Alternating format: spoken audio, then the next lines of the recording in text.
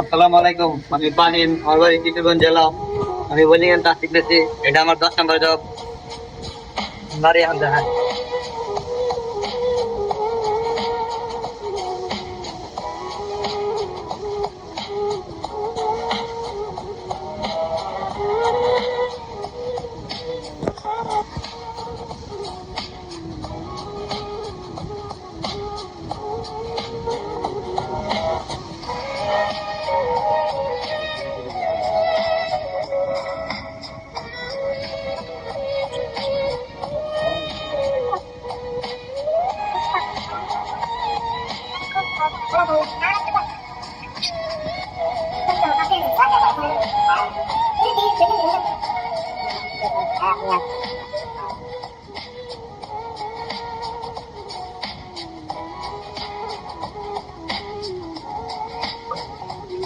কোন কোন হয়েছে না হয়েছে আমার কি অবস্থা ফাহিম, ভালো আছো?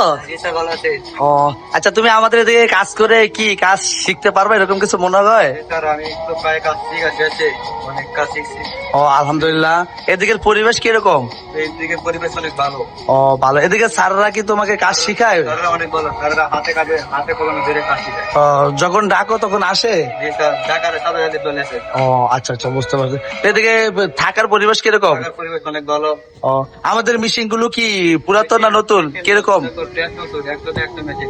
ও আচ্ছা, যখন কাজ করো যে ভোল্টেজ দাও ভোল্টেজ সেম থাকে? বলি সেম থাকে, বলি তো উঠানামা করেন একবার। আচ্ছা, যাই হোক, জব মারার ক্ষেত্রে আমাদের তোমাদের যা যা প্রয়োজন ইলেকট্রড আমরা কি গয়না দেই? না না, যা লাগে সব আনলিমিটেড। ও, যতক্ষণ লাগে রড আমরা দিই?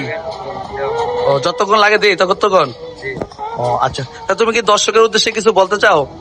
তো শুধু আপনারা অযোধ্যা বাড়িতে বেকারত্ব বসে না থেকে একটা ওয়েল্ডিং এর কাজ শিখে তাহলে আপনাদের অনেক ভালো হবে দেশে এবং দেশের বাহিরে।